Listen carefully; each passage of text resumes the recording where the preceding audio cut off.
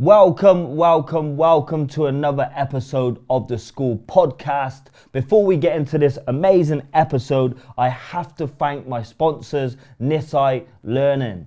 Nisai are the #1 online school in the UK and maybe the world. I don't know. All I know is they've been dominating the game for the last 30 years. Check them out. Links are in the description. Okay, thank you, Rich, and we got Mitch. It kind of looks like a gloves is off episode. Literally, I was thinking this whole time. But there is, I know it does look like that, yeah. But there is. Would you shake his hand, right? But it's not that type of party today, unfortunately, right? But there's I'm really looking forward to this one for many reasons, because I know you personally. Obviously, Mitch, we've met through Jiu-Jitsu, you're my coach, but also Rich, you're got your own Jiu-Jitsu gym, black belt, and we've known each other a very long time. And I want you to get together for the simple fact I both love your philosophies, your perspective, your thoughts. Sometimes we don't always agree. I don't always agree on some things, but I think it would be great to chuck so many different ideas into a hat and see where we go from here. Rich said it comes natural, this idea of learning, growth, focusing on progress. So we all work with people in different capacities. You work with alternative provision children, obviously you have children, you have a big children base at your gym. For you, does that growth and focusing on progress comes natural? Yeah, I've always found it. The thing I'm most interested in the world is mastery. So look, we're playing table tennis downstairs, right? I could watch someone who's amazing at table tennis. I'll just watch them play table tennis. I think that's unbelievable. You've mastered this skill. I could watch someone playing chess. I like playing chess, right? But I'll watch people, I don't even understand the process. What's your ELO? My ELO, about, what is it now? 9, just under 1,000. Nah, you beat me. Yeah. Nah, I ain't playing him in chess. You don't play chess? Cam's going to get into chess, yeah. My ELO. I'm like I describe myself as like a 4-stripe white belt in chess, yeah. Okay. In chess. So what's an ELO quickly, in short? It's like your rating, basically. Yeah. Okay, where do you start? So if I've never played before, what you would do like a few games and it'll rank you basically. And what would that typical rank be first couple for of you? games? Probably like 50. Okay, 100. what's like? I'm joking, that's really low. You'll be fine, you'll be good. Yeah. It's not a diss sad. if you don't know. No. You might come in, you might it's just not disrespect if you don't know what it means. Yeah, exactly. But I watch people play basketball. You watch Michael Jordan. You can't help but watch him and be like, geez, like take inspiration. Like mastery is the thing. But to get to those point, you look at how they got to those places. You watch like Formula One. Yeah. You see like a guy like Max Verstappen or these guys. It doesn't matter what the thing is. For me, that's always interested me. So like the process of mastering a skill. And once you've got good at something. So like, let's say getting a black belt in Jiu-Jitsu takes 10 years roughly, right? That 10-year journey, you can apply that to so many other things. It becomes quite addictive, I think. You just want to start getting good at other things. And like Rich said, the danger in Jiu-Jitsu, like the physical consequences, if you will, like if you make a mistake or you don't tap in time or you've got somebody actually trying to take your arm off or strangle you. It's like the consequences are so high, so everything else becomes a little bit easier actually. So you said it becomes a little bit addictive. So is there a crossover then with like motivation? So people say to me, "Oh, Cam, when you go into schools, you're a motivational speaker." Let's be honest, I use it for marketing, but in reality, I hate that term because we all know motivation's it's fickle. But then at the same time, that addictive you say when you start getting good at Italian, you want to start doing it more. So when you become competent at something, I think they say there's like 3 psychological needs of motivation, right? Internal motivation. It's like competence, it's like relatedness, and it's like autonomy. So when you start getting good at something, then you start to feel more addictive because then you can start to see the progress, right? Which then I guess leads over a little bit to Jiu-Jitsu again. And it could be the same as a child who's struggling to access a maths class, go to school for whatever reason. It could be a mixture of reasons.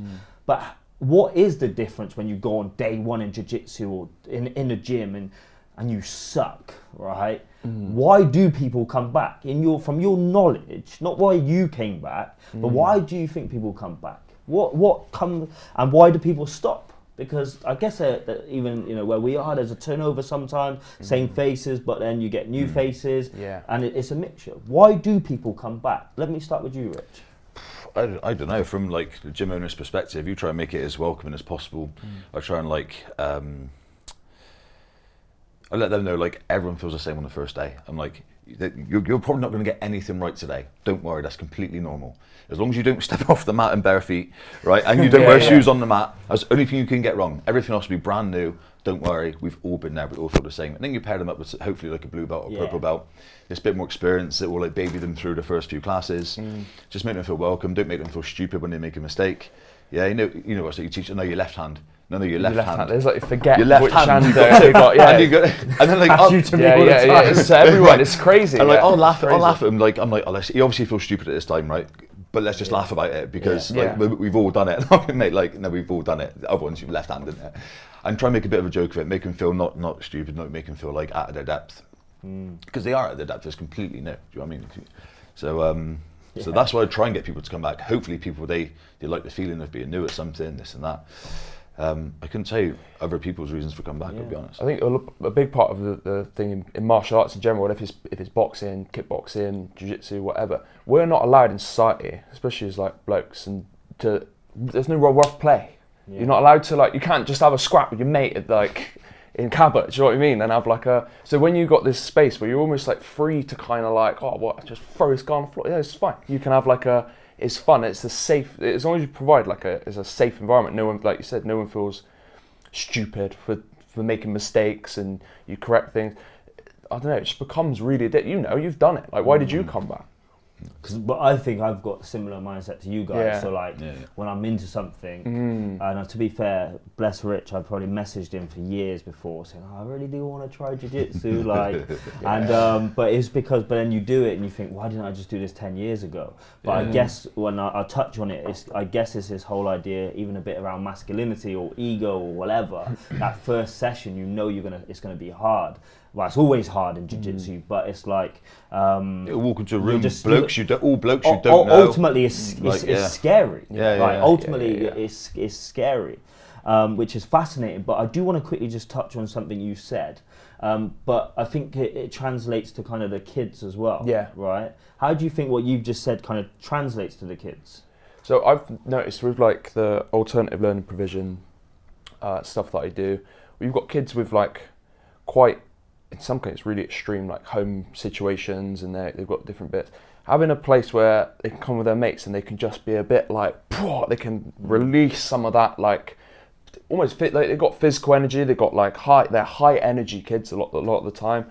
Or say someone's not and they're quite shy, you can kind of bring that out of them really slowly. You can start like nurturing them through. All martial arts is a medium for nurturing people, and you can kind of make it gentle or hard or whatever. You can turn that volume dial up and down, and it helps people find themselves a little bit, you know. And when you direct them and you have like you can have a very linear approach to it, like A to B to C to D. That's how like a lot of jiu-jitsu movements are taught. But then there's also this organic kind of like, have a play with it, and that play is really good for young people. I think it's really, really helpful for them.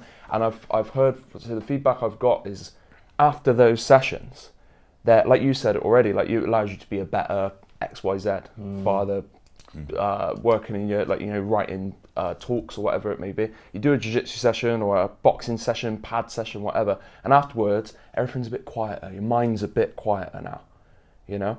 And I think a big part of jiu-jitsu and martial arts and stuff, you cannot afford to be thinking about any problems that you got going on whilst you're doing the thing. Because say me and Rich are in a round, we're doing we're having a grapple, like a spar. Have you ever had a round? No, we haven't. We're about to make this happen. Game of table tennis, jiu-jitsu, and then a game of chess after. Yeah, jiu-jitsu chess. This is the Olympics. That would be a good little thing. This is the Olympics. Yeah. But like when you're doing the thing, all you're worried about is don't let him grab my wrist there. Don't let him get to my back. Don't let him take this grip. Don't let him like, oh, he's trying to go for a single leg. Oh my God, this. And the presence of mind in that moment is meditative. A lot of people say like jiu-jitsu's therapy. It's not therapy, it's therapeutic. Yeah, it's a difference. What is the difference? A therapeutic thing for me, like therapy is like going deep into like your feelings and talking about it and like bringing all that stuff up. I think therapeutic and like mindfulness and that sort of stuff is just presence of mind.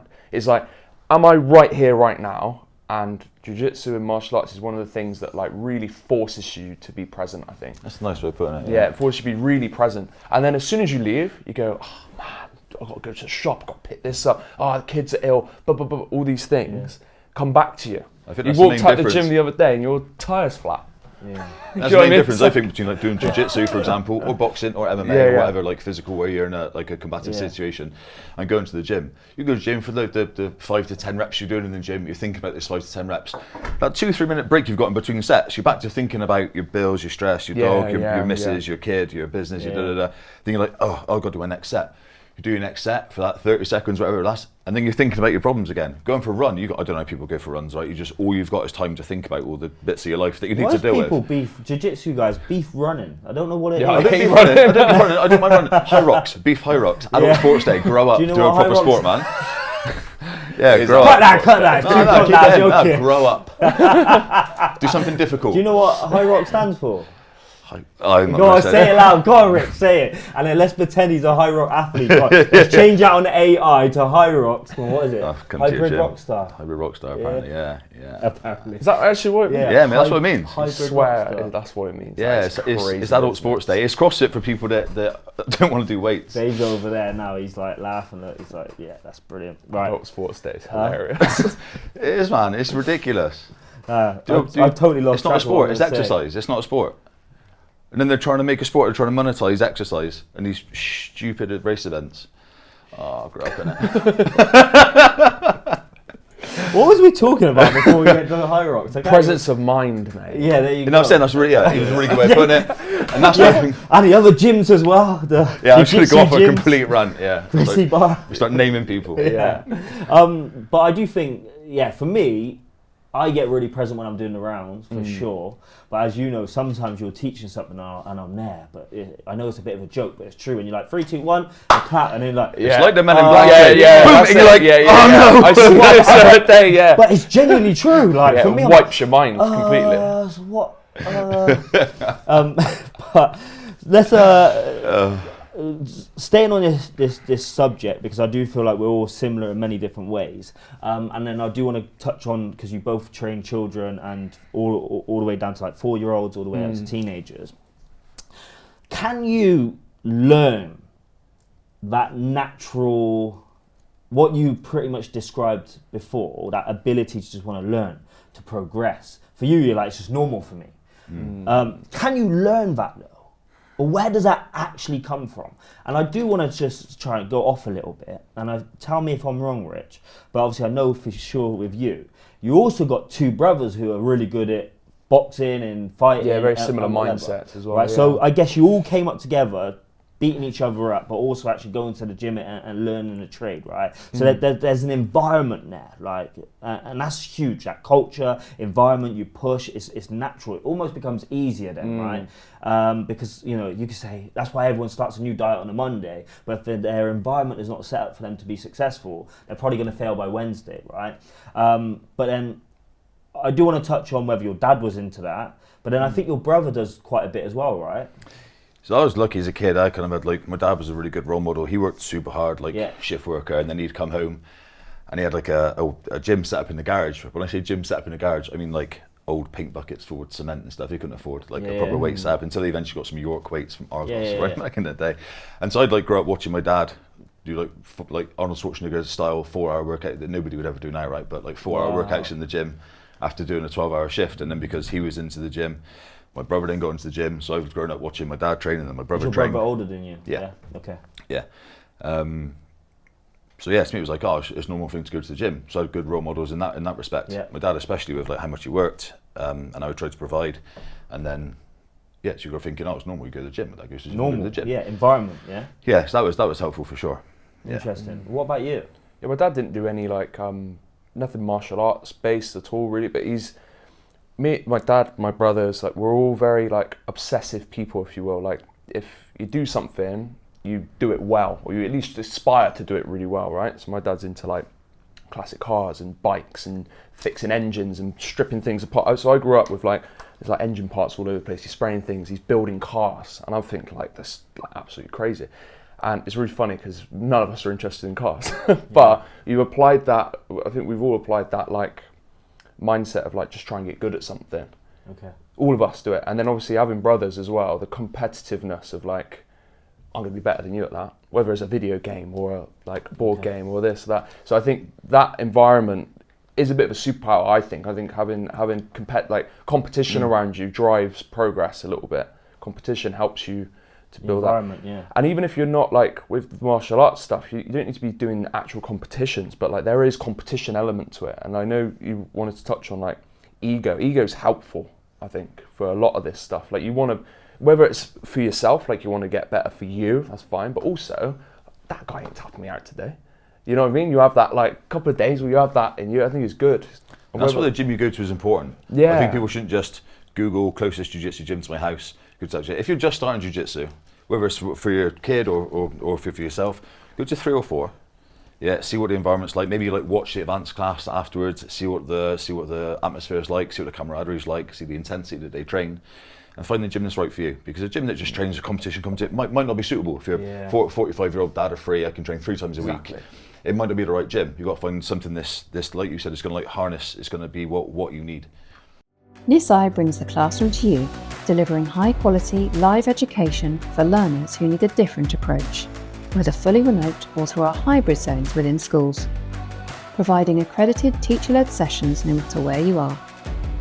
As a DFE Section 41 approved provider, Nisai is trusted by schools and local authorities to support learners nationwide. Visit nisai.com to learn more. And I think you pick those battles quite well. And obviously I won't mention names, but you know, some people in the gym who are higher belts and you have a good round with them, but sometimes you do that thing at the end and you're like, I know, say he and Cam's got, you know, it's a good battle and I know they're friends, but it's like, guys, first one to take down or whatever that's it is. the first to score, whatever. And it's like, but it's good sometimes. For some people that's amazing, for some people it's their worst nightmare. Some people it's the worst nightmare, It's and then you'll most stress ever. Yeah, you'll be like, I'm part of that, and they'll avoid certain classes. You've got to know your audience. Know your students. Like everyone's different, everyone's at jiu-jitsu for a different reason. As coaches, you might, I don't know if, I'm sure you do get it, people will come to you with problems outside of jiu-jitsu about their life, which I wasn't ready for. I didn't know that was going to happen. Yeah. How was you not ready though? Because like you also run obviously you got a hairdressers, right? Barbershop. Yeah, barbershop. Hairdressers. Barbershop. Right, he's a hairdresser. You coming? Yeah. I've been abused by children all week in school with about my hair. Even my son Huxley's like, Dad, I love you. Do you know why I love you? I'm like, oh, why? Because you're bald. Oh, thanks, son. You ever seen that clip of Tyson Fury's kid shaving his head? No. Like his dad. Oh, mate, it's wicked. He's found his dad's clippers. He shaves like right through the middle, and then mum's like, what have you done? He's like, I look like Daddy. Oh, and he's like, I wanted to look like my dad. He's shaved his head completely bald. He's like 6. Oh, amazing. Yeah, we're back. But okay, not hairdressers, barbershop, right? But surely the whole kind of idea, obviously I've not been there for a long time, to a barbershop for a while, but I guess you have people come with problems then as well, and you build relationships, you get your client base and you start to learn about people. Yeah, 100%. The difference being in the barbershop, people do, it is like a therapy session. Not therapeutic, it is therapy. People getting their haircut and they'll tell you about whether it's this is their job, but they're also in an environment of a lot of, they'll probably tell you less because there might be 10 other guys in the shop, and so it's less of a private one-on-one conversation. Whereas when I started teaching jiu-jitsu, I thought I'd just be teaching jiu-jitsu. It's so much, like I said, I want, whether you've got a bloke coming to you telling you about like they're ill or their wife's unwell, or they're having problems with their kid, and this, that, and this, that. So if I know someone's going through that in their day-to-day life, I'm not going to push them super hard in rounds. So I can see they're not into it. You can see that he's just got beaten up by someone. I know it shouldn't be. Okay, Paul, can you go with Josh? Like, to tone it down. Because you want to do the best thing for that person at that time. It's not just about, I want to have as hard a night as possible to get as good at jiu-jitsu as possible. That might not be why he's here tonight. And then you've got to do the same for the kids. So again, I'm sure you get it the same as well. I'm sure you've had it at schools. A parent will get in touch, oh, thanks very much for your help. Such and such has been going for a really hard time. Me and his dad have just split up. Yeah. Like his granddad's not very well. He's having a really hard time. He's getting bullied a little bit in school. Am I going to be hard on that if he's not listening 100%? Am I going to go in on that kid like, oh, pay attention? Of course I'm not. I'd be like, hey, go on, like, give me attention for 10 seconds, and then you can da-da-da. And having that, like, that's what I don't want a gym with 400 members, right? You can't, it'd be great for money, right? But you can't be you can't have that sort of one-on-one relational experience with 400 people. No. I've got how many members in my gym. I feel like I know almost every one of them to quite a personal level. Some people will tell you more than others, obviously. But when parents come to me with like those sorts of situations, I love that. Great, I can help that kid much more now. And at Christmas, I got some nice like cards and messages. Oh, like this year was really difficult for such and such because this happened, because that happened. Jiu-Jitsu has helped him loads. This one dad told me a few weeks ago, I was a kid, there was like a bully in the football team. And there's like one kid that's bullying the rest of the football team, and they're on tour. He goes where his kid tries to bully him. This kid double legs him, pins him knee on belly, makes this kid cry, right? And no one's saying anything. Obviously, he's like, we haven't really done anything wrong. He hasn't hit the kid. Yeah. He lets the kid up. 5 minutes later, kid circles up and back round. He double legs again, gets him in mount, pins him, and just waits for the parents to come over and split it up. All the parents are like, what does he do? What does he? He said his kid was 6 foot tall all tour. He said he was so much more confident playing football. Yeah, he said he just like, he don't want him to, he's not letting his kid be a bully, but his kid just got like self-confidence from jiu-jitsu. He said he grew a foot overnight. Things like that are like the most amazing, gratifying bit of being a coach. But you need to have that. You need to have that knowledge about the situation in people's lives. Yeah, and you got to like find. So there's kids who come in, they're having a hard time, whatever. You got to, it's the playing that balance, and that's why knowing them is really important. Because you play that balance of like, you don't want to treat him so like, oh my god, no, it's fine. I know you're going for a really hard. You want to treat him as normal as possible. Like, still give him, shoot the shit with him or whatever it is, and like make a little joke. But you just have that little, you just turn the burner down a little bit. It's just you're constantly adjusting that volume dial with each person, and you learn that over time. I think it gets better and better and better, and eventually you can tell when someone walks in immediately when they lock up with somebody or warm up. You're like, something's off with. Yeah. You just feel it, don't you? With young people is interesting to try and read that a little bit, because sometimes the kids are like, they're 6 years old. Do you know what I mean? They're not going to be able to tell you stuff. You know? Yeah. But you can tell things are off. You're like, and you got to like just you got navigate kid that's crying this day, and you're like, this isn't a crier. This no, kid don't normally cry. No, so you decide like, you had a hard day today, you have to go to school, and they're like, yeah. And you're like, okay, I thought so. Cool. And you give them maybe a little bit of it easier on the next one. Yeah. Because again, you don't want them to not, I didn't enjoy jiu-jitsu last week. No. And they didn't necessarily realise I didn't enjoy jiu-jitsu because I had a hard day at school. Yeah. They just think I didn't like jiu-jitsu. Yeah. And it's like, no. And the hammer and nail. Other things in your life. No, touch that. Say that again, because I don't think that's just about jiu-jitsu. That's important to understand that, I think. So say about a real rough day, for whatever the reason is, and you go and do a particular event and you suck at that event, you don't enjoy it. But you've not associated in your head, I didn't enjoy that because I was so worn out, so drowning in other stuff. Wow. And I've just blamed it on that. Yeah, and then so you think, oh, that's the problem. I take that out of my life, everything else will get better. And it's like, no, it was the other 14 hours of your day that was bad before you got to that point. And that's perspective, isn't it? Yeah. So there's a whole concept of the stress bucket. I won't go into too much detail, but a lot of the students that I work with, they've got difficult home lives, and they're like, well, I've had a rough morning. My mum couldn't find the car keys, so then she flipped up the whole house and she shouted at me. I didn't have breakfast, whatever the reason is. And I'm always about creating perspective. Should that happen? Probably not, but it's reality, it's happened. But I said, do you think it's the keys what really tipped your mum over the edge? And I'm like, yeah, of course it was. Like, it's only car keys. I say, but what else is going on in your mum's life? And I said, well, money's a bit tight right now, or this is happening, or she just split up with a boyfriend, or whatever it might be. So it's like, that's the stress bucket's full. So then it only takes burning the toast, or it only takes losing your car keys. Even the car keys were on the side the whole time. And you just flip up the whole house because now you're in a rush, because then the stress bucket starts to, I guess, leak over a little bit. I do want to touch on this a little bit more though, as you guys are talking. Obviously for you, Mitch, obviously I see it firsthand. Even the way you handle me. Sometimes I can be a big kid sometimes, right? There's times where I come in and you chuck me in there and you're like, how many you get smashed today? You're being a bit of a dick, right? There's other times where, like, you know, when he was in the gym at a point, I'm like, I used to be able to bench 120, so I can't. Nobody gives a F what you used to bench. But it was kind of good at that point, because like you guys in your positions, you are role models to everyone, even to a grown 50-year-old man who comes into the gym, or woman who comes into the gym. You are naturally, because you're the coaches, so straight away you're on a pedestal. So when you say stuff, the impact is huge, whether it's the right time or not, and you learn that right time. And like when you said that to me, I said, yeah, do you know what? I haven't done nothing for, I used to play for Great Britain in American football 15 years ago. Yeah, I did lift 120 or 130 kg. That was 8 years ago. Now I'm fat. Do you know what I mean? But it's like, it's the standards that you carry, but then there's other times you've literally pulled me in the gym, I go in, do the thing, having a good training session, whatever, or it could be like the 4th round before you wrap it all up, and you're like, Cam, sit out just for this one. So I sit out and you're like, what's going on? I'm like, oh, it's just a lot. So just chill, man, just sit out for this last one. And you're like, shit, like, but I guess what you're saying is that you notice everybody on your mat, and you can know what their behaviour is. Become really in tune with it. Yeah. And I think that is such a skill. And I don't feel like that skill is mastered in schools.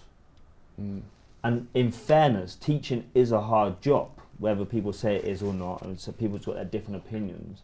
And of course, you've got a churn of 20 to 30 students in every single lesson, but still over time you get to learn about the students. Obviously SLT, if a student has a particular bad background or something's happened, everyone should be informed anyway. That is kind of good practice. However, some teachers just don't care still. So like, why are you not reading? Why are you not doing this? Or whatever it might be. How do you teach that? Is it just genuinely because they don't care and they could be there for money and they didn't know what they wanted to do? Like, or can you learn that? But also, there's times in your life, Rich, times in your life, Mitch, right? You're both going through a difficult time, right? You're going through something's happened, yeah? It could be, money could be down, or the business, something happened. COVID, for example, you said you lost pretty much both of your businesses in COVID, right? Word on the street though, the FBI tells me you were running something at your garage though. You had mats in your garage, didn't you, Rich? No, I ain't got a garage. I ain't got a garage. Good answer, mate. Good answer. But anyway, like, how do you? He was like, No, I turned my barbershop into a gym. I bought all gym equipment. I moved all my barbershop stuff to one side, and I set up my own gym. Did you? In the barbershop. Wow. 3 police came around. Yeah. You're up in his barbershop. I said, come in. No, I went now. Look. The neighbour told me, oh, police were looking for you. They've heard you open barbershop. That's crazy. So it's a worrying time. Yeah. Anyway, I want to run the ads on this podcast. But all jokes aside, how do you create, I guess, that level of empathy? Can you learn that? Like, I think it's over time. I don't think you can go, you don't do like a teaching, training course and at the end go, by the way, you've got to be empathetic, go. I think you just like learn it over time. Because at the start, I'm sure I made loads of mistakes, and I still do now. I'm not a perfect teacher, perfect role model in any facet, right? But I'm sure at the start I would have been, okay, this is like the sort of teacher I would want to be, quite like hardline and a disciplinarian, and I want it to be like boot campish. And I'm sure I made mistakes and drove people away. With the kids, I've always been a little bit different because I understand kids are different to adults. But I'm sure I made mistakes with the kids near the start. And hopefully as time goes on, I'll make less mistakes. I think you just got to experience it. I don't think it's something you can really teach. Yeah. I think if you have good teachers to look up to, good role models to look up to, you can learn from them. I think it's the time and experience thing. Yeah, I think it's difficult. I'm finding it now because we've got some of the lads coming through who are like the MMA team or jiu-jitsu guys, whatever, and they're starting to say, "Oh, do you want any help with the kids' classes or whatever?" So they're like shadowing. Send them my way. Mate. Yeah. So they're like, so I've got a couple of guys I've like almost pulled out and be like, "I think you'd be quite good at it," and they just shadow you. But then you notice like there's questions they ask like, "What do I do? Like he's not listening, or he's not doing this, or he's acting a certain way. What should I do in this situation?" And then you realise like, "Oh, I don't know. I just naturally I would do this," and then they start to pick it up. So I think you just have to be in that environment. How many kids do teachers see, like generally? One teacher, how many kids do they see in a day or a week or whatever? I guess it depends, but classes could be up anywhere between 15 and 30, but they're more, 20. But is it like 3 groups of like 30 kids? It'd be like 5 groups. Yeah, so it's like hundreds. 150 kids. But then obviously you will over, once you kind of know the year 7s. Yeah. But then you will start to learn the kids. We haven't got like... You ain't got like 100. It's not that number of people. Yeah. So it's a lot more like personal, a lot more like it's more intimate. Like the interactions that you're having with people in these. Also, the kids generally they want to be at jiu-jitsu. Yeah. It's not compulsory. No. A lot of kids don't want to be at school for whatever reason. Yeah. But at jiu-jitsu, I'm like I told both the little ones and the teenagers, you don't have to be here. This is optional. This is extracurricular. Yeah. Your parents can save the money. You don't want to be here, don't be here. If you want to play up, don't be here. It's fine. This is not a compulsory part of your day. Whereas school is. And I make it clear to even the 5-year-olds. I'm like, you don't have to be here. Yeah. If you don't want to be here, you can go. Exactly. Yeah. And they was, oh. So it's either behave or leave, it's fine. It's fine with me. I don't do jiu-jitsu for money. If you don't want to pay your feeding. How do you get the kids to go? Like my kids, like Lola, for example, she's 12, she's an athlete.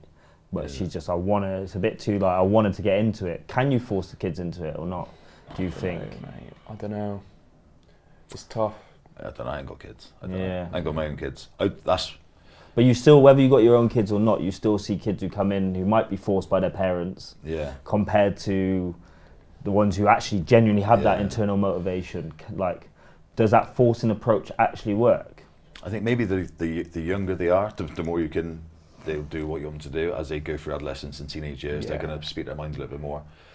There's a lot that drop off. Like you've coached them for years, and then they get to like 14, 15, and then they kind of dip away because they're like interested in other things. You can't make me go anymore, like whatever to their parents, whatever.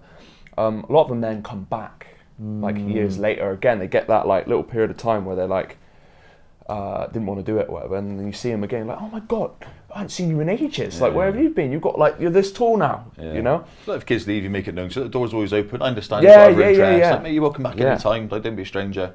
And so don't feel uncomfortable if you ever do want to come back. Don't feel embarrassed. Oh god, I want to go back. I feel like you should make it as welcome from as possible.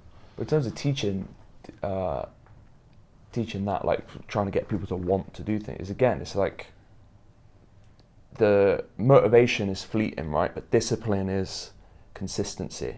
So if you can consistently come, some days you don't want to show up, like, so maybe forcing in that kind of sense is like you enjoy it most of the time, but sometimes you don't. You go anyway. That's the bit where I think those days I think you should make them go. Like, not like, I'm not feeling it today. Who cares, mate? Like, this is what you're doing. This is what you do. I think you make it, even though jiu-jitsu is like an individual sport, you'd be like, look, you're part of a team. That, so such and such needs you there because he's competing. He needs you to train with him.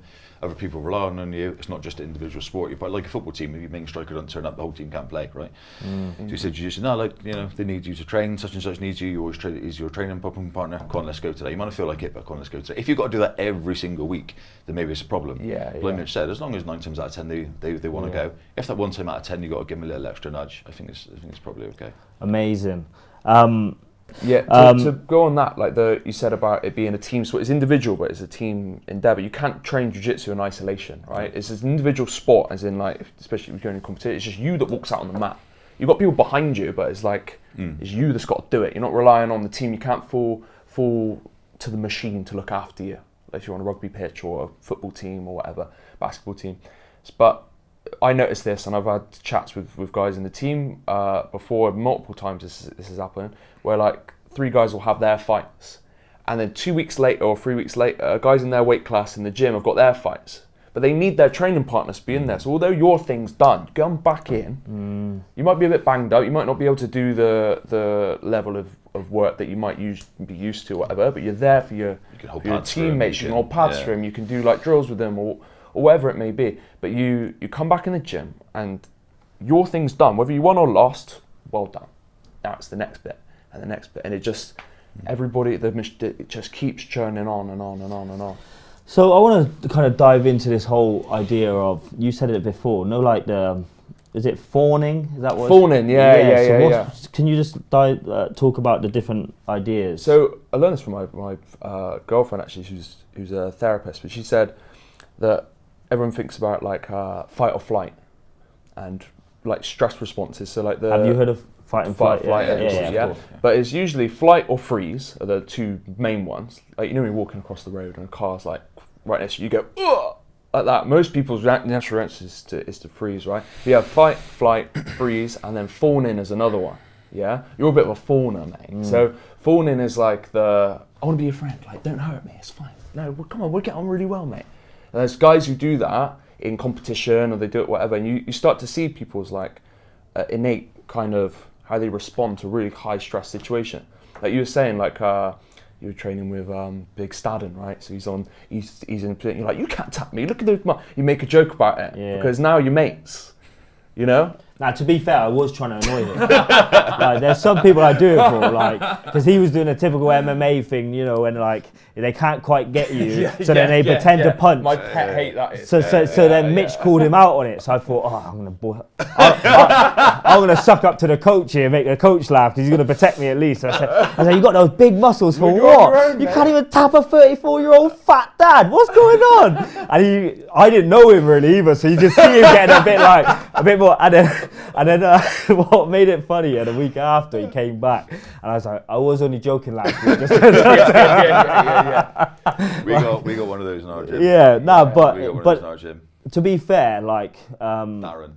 Just to be clear. Nah, I'm not Darren Gunn, mate. I'm not Darren Gunn. Oh, yeah, I'm not Darren Gunn. He did it at 5-a-side back in the day. I'm not Darren Gunn. But all jokes aside, when you do go against people who are higher belts, you might not know who they are. I did it with is it Dan, the police officer? He does stuff at your gym as well.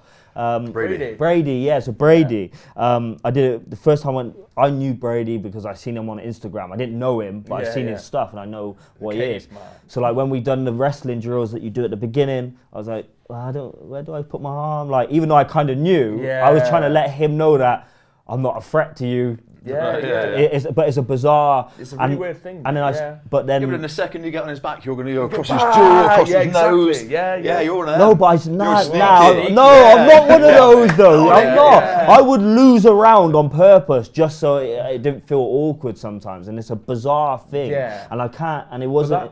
That's part of learning. Like, it's a good thing. That's a good thing because it's a safe place to do that sort of thing. Yeah. Do you know what I mean? Like, you're like, no, we can like. It's sound, like, don't worry about it. And then you go again, maybe you get him the next time and you put it on him a little bit or whatever. It's a good balance to learn. It's like, you do it with the kids, like you play with kids, but you like let yourself get, if you're grappling and doing drills and stuff, and then they make a mistake, you like, put them in a tough situation, it's like back and forth. You kind of do that, everyone does that kind of naturally, but like... Yeah, and I think it is like an awareness thing, so like I don't think most people would notice when they did it, and I started to realise like, when I go against like your brother, for example, or whatever, I was like, why do I then start to take it a bit easy? Not saying I want to be that crazy person who's going at it, but I go the opposite way where I pretend I don't really know anything. I'm like, oh, you got me.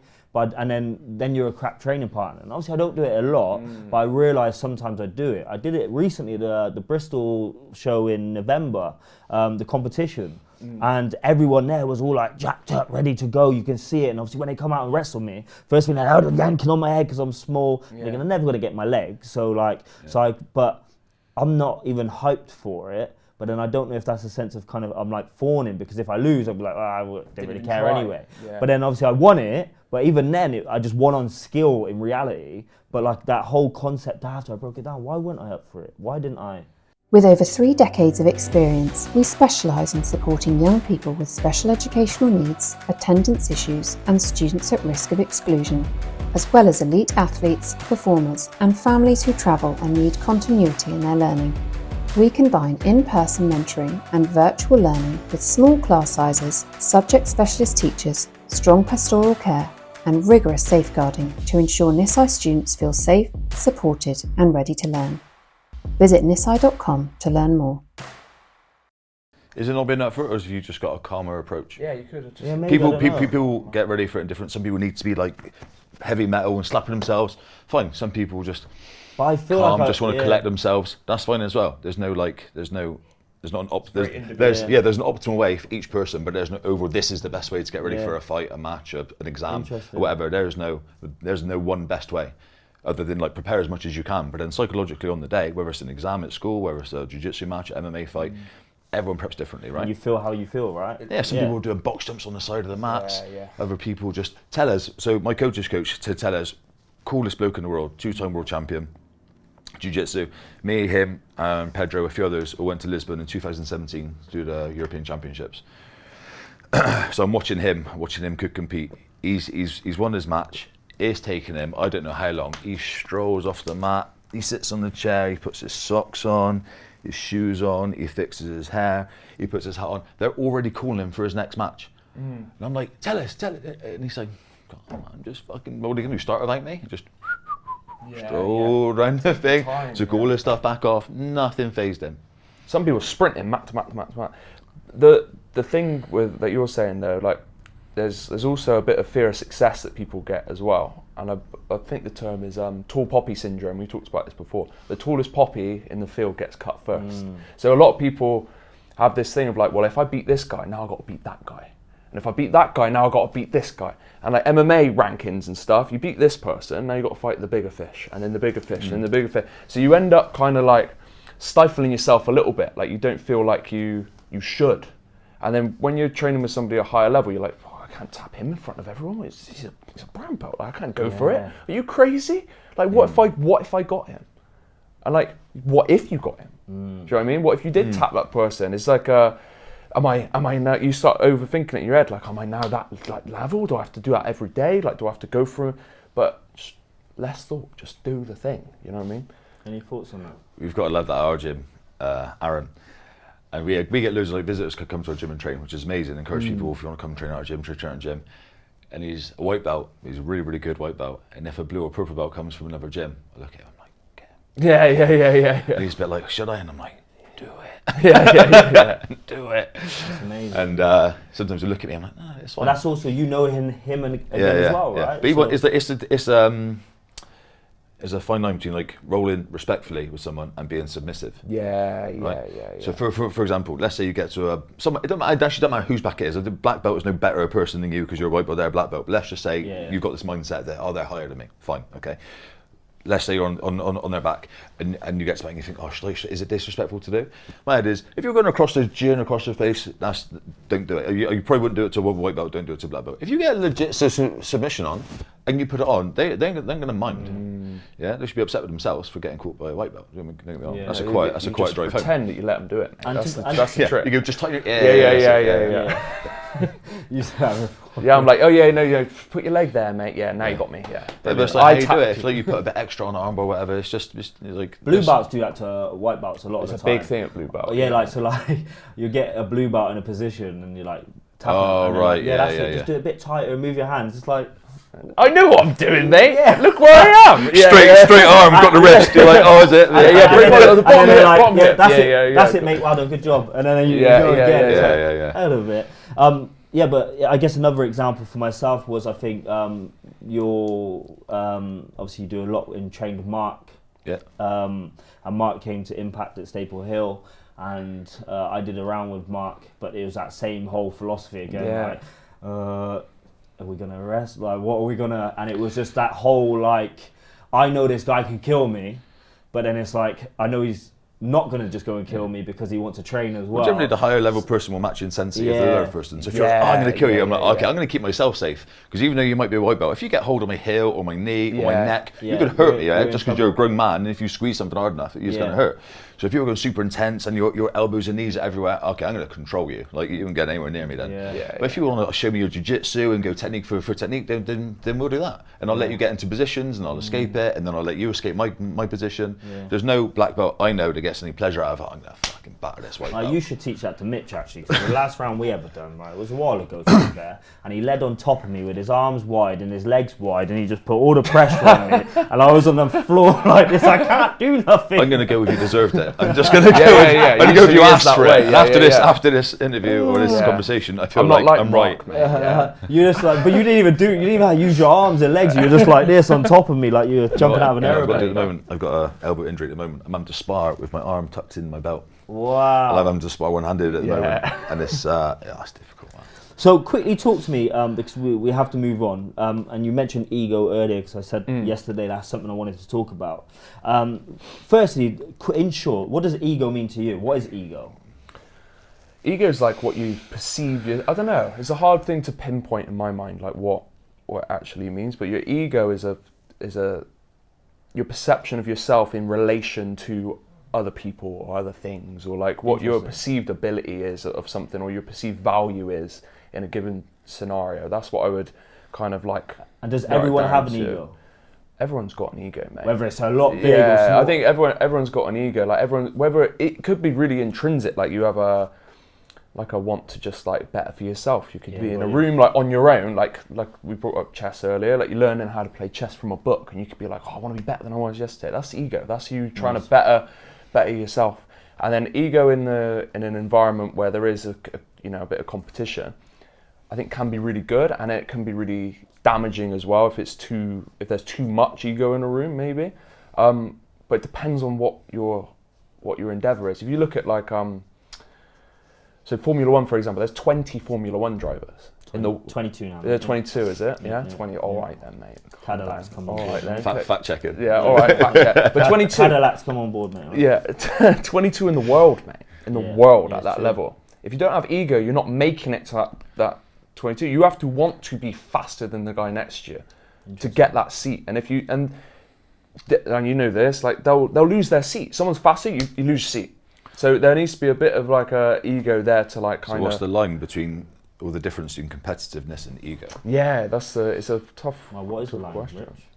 Yeah. You tell us. It wasn't Rich. rhetorical. Yeah. Again, No, for me, like, what is your like small like? What is your definition of ego? What is? I don't know. I can give an example. Someone with ego is someone that someone that will use excuses, right? Let's say you lose a jiu-jitsu match. Oh, but I only lost it because I tried this move that I hadn't done before. Yeah. And you make excuses for yourself. You don't accept the fact that like I made this mistake. I should have trained harder. I didn't prepare enough. This person's better than me on the day.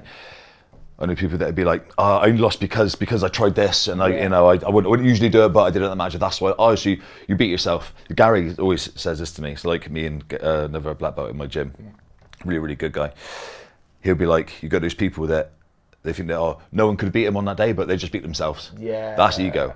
That's not accepting that you had flaws in your game, that you should have worked harder at certain positions, that this person put their game on you better than you. Oh no, I beat myself. To me, that's bad ego. Yeah. What Mitch says is, I think, completely right. Everyone needs a bit of an ego to do well, to compete, and you're like, I'm not going to let this person get the better of me. And I've got ego for sure. Like I said, I only give stripes in my gym if someone scores a point on me. Right? Yeah. That's it. I ain't giving stripes. But there'll be times when it's like maybe like a good purple belt or brown belt, they'll get like 80% of a sweep on me. If I didn't have an ego, I'd probably be like, they did well, let's let them go. So I'm like, no, you're not thinking you got a point on me, and I'll fight back to the top position, and then I'll smash him. I gave him too much. I gave him too much credit. Ego's like that. What you think other people's perception of you are, I think, as well. Like when you're grappling, like say you're in a competition and you do get tapped, you can't just accept that guy was better than you. That's bad. That's bad ego. That's like you won't grow now because you're thinking all of the reasoning why that didn't go well, it's outside of my control. You know, when you made mistakes, you messed up. So let's learn from that and move on. In the gym, like if you have a really bad ego, you won't put yourself in bad positions because you're like, well, if this person sees me tap, they're going to think less of me. That's. Do you think that's why kids do it? And they're like, I didn't pass my exams because I didn't study. Yeah. Well, if I studied, I probably would have passed. I don't know if it's ego. It could be that ego could develop, but I think it starts with a lack of competence. So when students can't access work, they find excuses why they can't. Then they become the joker of the class. Then they start to kick off, and then the ego starts. Oh, that's Rich who gets kicked out the class. He tells the teacher to shut up, and he doesn't do nothing. So then when he does fail, he turns around and says, "Well, I didn't care anyway." And that might be okay at that time, but I feel like ego does develop at that age. But also, I think sometimes in school, in particular, I don't know if jiu-jitsu is different, but I do think. Yeah, but also like I think ego in sports sense, it stinks and you can smell it. Like, do you know what I mean? Like bad ego. Yeah, bad ego. Bad ego. I ego. think there's a good. What we're saying is good ego, bad ego. Yeah. I think there's a thing because you need a little bit of that edge to you where you're like, no, I'm better than that guy. You know, if you're competitive or whatever. And then there's that humility in, I'm making the mistakes. I need to rectify. One thing I noticed with the kids is, and you probably noticed this, that I like to say it right. If you've got two kids grappling, say you two are like 6-year-olds grappling with each other, right? And I say, good job, Cam. You did really well. That doesn't mean you're doing something bad. And I think I remind the kids this. Like if I say like, oh, well done, Tim, you're doing excellent. The person who's rolling with them thinks they're doing something bad. They're like, what do you mean? I'm doing well too. Yeah. And that's the little bit we're like, just because I've said they're doing something good, don't mean you're doing something bad. It means they're doing I struggle with that with adults as well sometimes. Sometimes you say and you want to start cornering someone, give them advice, but you're like, I don't want a person on the bottom, Yeah. or the person I'm not helping, to think that I'm trying to like get them beat. Yeah. So you definitely think it with the kids, because the kids don't necessarily have the mindset, oh, okay, no, it doesn't matter, next time you'll help me. Yeah. But I feel it with the adults as well. Like, I want this person to improve their position, but I don't want the other person to think I've got something against them, I'm corner against them. Like if you're rolling with somebody and I'm like, Cam, you're doing really well here, mate. The other person goes, what do you mean? Like they start going a bit harder. That's the ego stepping in. Who cares? You can do well, and they can, like, maybe they're in a bad position. They can work out of it. They might go right, might go wrong. That's the bit, and it's fine to make those mistakes. And that's the thing that you learn really quickly in martial arts. Like if you have a bad ego, you don't last, or it gets worked out of you really early. Yeah, they say jiu-jitsu is a good filter for that, don't they? Really good filter. I don't know. Yeah, it's like mainly true. And some people slip the net. Some don't people they? do They slip through, the net. yeah. But then those guys are like, they're just like, well, there's always that guy. But then they also become bad training partners, don't they? Yeah, people don't want to. And I think, and one thing about you, Rich, in particular, obviously I've known you for a long time, but obviously I got into jiu-jitsu, obviously went and trained with Mitch, obviously it's more local as well. I won't take that personally or anything. Yeah, mate, I mean, just... I paid him. Yeah, how much would it cost for a black belt for you boys anyway? Not for sale. Not for sale? Not for sale. I've got some cash in there, right? Let's see after, all right? Dave, keep it rolling after, mate. But actually, it was my first ever competition, and it was in Cardiff. My coach made a big excuse that he couldn't come, and I've been training for a while. So, and I walked in and said, "Who's that henchman with a massive Rich Rubino?" And then all of a sudden I was thinking, oh no, what if Rich watches me and I lose? Like, this is gonna be embarrassing. Like, he knows what I do. But then obviously I seen you and my wife was there like, who's that? And she didn't say that, but she probably thought it, right? But then, but cut that. So she's downstairs. Damn. But all jokes aside, Was that when I cornered you out? Yeah. No, but all jokes aside, like you said, do you want me to sit in? And I was thinking, what? Like my initial response was like, what? You would do that? Like, why? I know we kind of know each other, but that was my initial response. And it was just like, for me, that meant a lot, but what that comes back to is what I've circled here, I guess, is ego. You won that match as well, didn't you? Yeah, I did. It was the worst match ever. I took him down and held him, like most of my matches. Yeah, but did you win the match? Yeah, winning, bro. we got 100% record together. Yeah. No, we don't. Well, kind of. I got the video, so then the final I was in. And to be fair, maybe this is an ego, I don't know. I think, like, you just came to, obviously you went from one mat and then you see me and you ran over, and already I was in like the triangle, the triangle, he had me, and you were like, turn your head left. And I don't know which way left is. And I was literally remember, like, I was like, I don't know which way left is. Yeah. And then obviously I attacked, but it was my first one and I enjoyed it. But what, like, the point I'm trying to make is the fact that you were like, not even the same gym, do you know what I mean? And the fact that you were like, yeah, come on, just quickly sit in, no problem. And I was like, that's really cool. Like, I really like that. And yeah, it's just, I like that whole concept. And when people say, oh, I don't care what people think, I don't think there's a little bit of truth to that. I think it just depends who it is. So for example, if it's somebody I like and I really respect, like, I would listen. You don't have necessarily always take it on board, but you'll listen and you'll just be like, is that accurate? But like, I care what my wife thinks or what my kids think or whatever. Or like, even if you said something a bit personal, I would care, right? Even yourself. But there's other people who genuinely, I just would not care. There's people in our gym who just, I don't care. Do you know what I mean? I'm good. Yeah. But it's like, I genuinely care what other people think if I respect and like them. Maybe that's a bad thing, I don't know. I can always listen, but I think that's where my ego lies, if that makes sense. Yeah. Like that day when I said to you, that was all ego. And I said, I used to bench 120 kg. In reality, that wasn't ego. That was me maybe trying to impress Mitch. And then he said like, nobody cares. That was after you said like it was what, like I said, you'd been doing it for like a few days. Do you know what I mean? You'd be like, it was like Cam, no one cares what you used to bench, man. Yeah, it's true. I definitely did the same. As I was like because like I said earlier, I went from bodybuilding to jiu-jitsu, so I'd go and 120 kilos when I started. There's these guys 75 at 80 kilos. That don't make a difference, right? Yeah. And I'd be like, I did weights earlier, like tired. Yeah, that's it. Because I got tapped out by some 8-year-old making some excuse. They were just much better than me. Yeah. And that was it. And once you get a little bit older, maybe, I don't know if like ego goes down with age a little bit, or you've got better perspective as well. And you've done, you can look back at yourself 10 years ago and think, fucking idiot. Like, why did I say that? Why did I do that? Why did I treat this person that way? and it kind of like I progressed all over changes time. changes every with like age. decade you look back. Yeah, maybe less than that. I think every 5 years. If you're the same person now as you were 5 years ago, then you haven't developed as a person, then you're probably as stupid as you were. Quickly, still ego. Rich, do you still compete? I haven't. 2023 was the last time I competed. Are you going to? It seemed like a bit of a... Yeah, like I haven't like ruled out if my body holds up. So I've got. Okay. If my body holds up, I'd like to do just like 1 or 2 big ones. So how do you go from being a second degree black belt now? Yeah. Yeah. Do you ever, when you see like Mark in the gym or you have good rounds, you know each other, is there an ego when a new person comes into a gym or a brown belt, or say Mitch went and trained with you, or just say it wasn't Mitch, he's a black belt?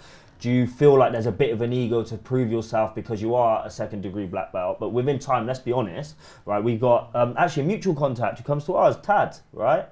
Yeah. So Tad's what, 48, I think? Yeah, I don't know. Yeah, I think Tad, At least 50. At least 50. Nah, he's a good-looking guy, Tad, yeah? But like Tad, for example, Tad's obviously 48, black belt. But obviously at the same time, if Luke is huge, massive, like you're not going to have the same strength that you had 20 years ago, right? He's funny to watch, actually. He's a good person to bring up. Yeah, so like how do you manage that? Now you're getting older, bad elbows, you're not as strong, or maybe you're not as fit. Yeah, so do you probably feel like reason... you have to prove yourself, or but...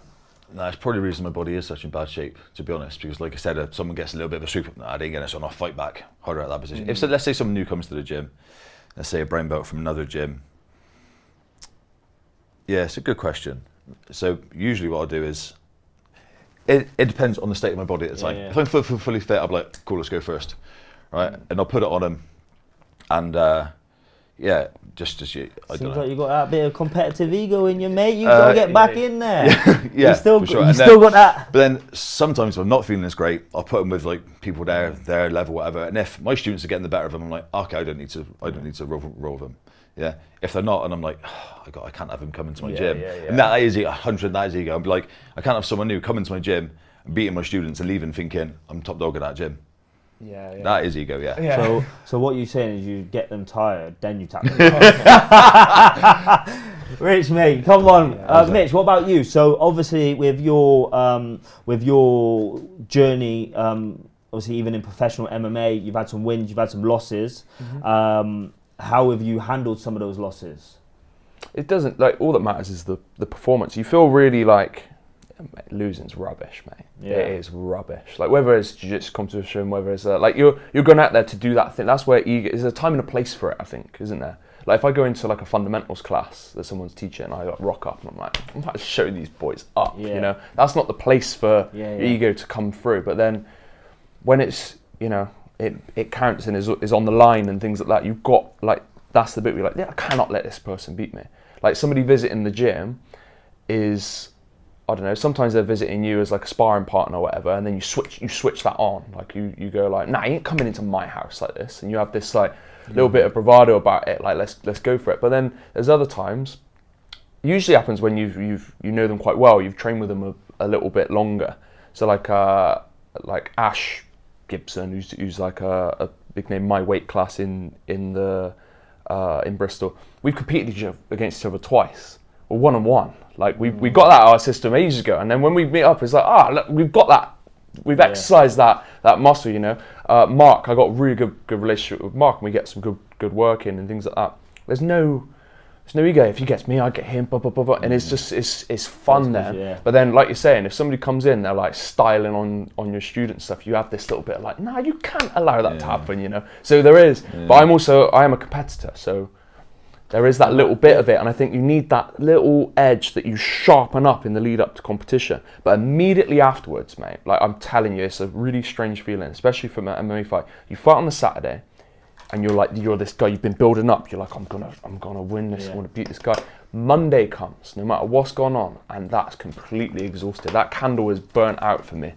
And you go, who cares? Like, you have people come to you like, you just want to fight on Cage Warriors, he's gone viral, this is crazy. And then they come in, they're like, I tapped Mitch on Monday. Like, and I'm like, I don't care, man. Like, I did my thing, it's good. And now I'm in the gym, I'm chilling. And there's some guys I've met through this who, in the gym, you roll with them and you're like, what, this guy's he's won this, and this. He knows that, like, in the gym, that's not what that's for. Yeah, the ego's off for that period of time. But then when they're in competition, they're like some absolute animal. Like, sometimes it's a problem when people think that the gym is the competition. Yeah, you don't get a medal. The competitions are the competitions. Exactly. The gym is to learn, the competitions are the competitions. But is that the people who actually don't compete though? Yeah, a lot of time. You know what I mean? So let's say I've got a really good competitor, and if he just put his A game on in the gym, he'd do really well. And I'll talk to him before the class. I'd be like, "Don't do your A game. You're going to work on this guard today, or keep working from bad positions." Yeah. What if? Who cares if he passes your guard? Who cares? You're going to go compete next weekend, where it's going to matter. And performance though is a big thing. Performance so is a whole other there's been a few aspect, things like obviously it's white belt, I get it, right? But like when I've won the competitions, like the one in Bristol, and people are like, "Well done, like you won." I was like, I performed terribly. I know it's a win, but like in my head, I wanted that performance. What we've been working on, I nearly hit a few things. Yeah. But like in my head, I wanted that performance more than the actual win, and I think that's probably what keeps you getting better, isn't it? I think there's a stupid saying in jiu-jitsu: you win or you learn. I think it's ridiculous because you can learn just as much from a win. Like you said, you won the match, but you weren't happy with your performance. Interesting. So you'll go away and you'll be like, "Oh, next time I would have done this better, I would have done that." But just because you won doesn't mean you were perfect. Doesn't mean there's nothing you can learn from it. Yeah, and there's a real thing where like. And one of my boxing coaches had this with a couple of his guys, and he said the worst thing, Andy O'Kane, he's absolutely unbelievable. You might know, do you know Andy? Paddy Johns? I know, I don't know him. Yeah. But he's unbelievable. He's had athletes for years, like older guy. And he said the worst thing he ever has in his team is the guy who wins whilst they do everything wrong.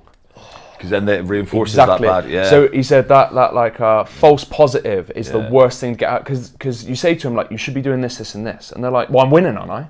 And you're like, at this level, and eventually you'll hit that wall, and I'm telling you that wall's coming. And he said it comes every single time, and like 100%. It could be to do with making weight, even like you're doing everything wrong. You wait until the day before, and you're like completely starving yourself, dehydrating yourself. You're like, yeah, but I made weight and I won though, didn't I? It's like, yeah, but you're not doing it right, mate. Like, there's a better way to do it. Trust me. And then eventually they reach that next level. And then when everyone's doing it right, and it's done, because you weren't listening. And now you cannot chase that. Now you're so far behind. You realise like I'm so far behind now because I've been doing it all wrong. Yeah. Lads, I'm gonna have to wrap it up there. What I said before, and when I messaged both of you, I would like to do this again, and I would like this to be a regular thing, because I just like this conversation, kind of selfishly for me as well. Just getting you both in the room, learning from you guys. Even what you just said then, I wrote it down about winning and learning. Like I say, you either win or you learn. Win and learn, mate. Yeah, but the way you've just broken it down to me makes sense, because you're right. Actually, I did win. Right, but I went away feeling everyone else around me was like, "You won," but I thought, you know what, like, I thought I was gonna do better today. And it's but how many perfect performances has anyone ever had? Yeah, exactly. Like, but it's interesting that you can learn from, obviously, even when you win. And as you said, when everyone they win and they do everything wrong, whether that's cutting weight or in a gym. Do you have, just bit cliche, I guess, do you have any like motivational quotes, or one of you kind of live by, or like a phrase you live by, or something you just say regular that is like a bit of a philosophy you continuously remind yourself? Yeah, there's a quote. I'll recommend the book to you, actually, the Book of Five Rings. There's a quote in there. It's like, today's victory over yourself of yesterday, tomorrow's your victory over lesser men. Wow. And that's like, better yourself of yesterday every day. And eventually you'll do your thing. You're doing good. The path, like the path is bettering what you did yesterday. Like you said, if you look back 5 years ago and you've not progressed, you've done something wrong. And whether that's progression in your mindset, your like business, whatever it is, there needs to be some sort of like work on yourself and progress. But yeah, today's victory over yourself of yesterday, tomorrow's victory over lesser men. Wow.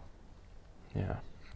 I don't know if this is something I live by, but the logo on our logo, Japanese around the outside, is a Japanese proverb, samurai proverb, and it basically means tomorrow's battle is won in today's training. Wow. Just always being prepared. I'd rather be a warrior in the garden than a gardener in the war. I like that one. To be fair. It's a good to one. be fair, I need to be in my garden a bit more. You see the grass outside. But lads, honestly, thank you. What I'm going to do is obviously put all your information. If there's anything you want me to put in the description, I can. But I'll probably link your Instagrams and stuff like that. But obviously, of course, it's a massive thank you for being here, taking the time. And I'll see you after we say goodbye. All right? Thank you very much. Cheers, lads. Thank you. Cheers, can we get a handshake, guys? I can shake about. I can pull about. There you go. Appreciate it, guys. Awesome, thank you. Awesome. The gloves is off. But once again, guys, thank you. There is another episode of the School Podcast. Do all the good stuff, like, comment, subscribe. Also, a massive shout out to our sponsors, our only sponsors, Nisai Learning. With that said, goodbye. Shuffle the paper.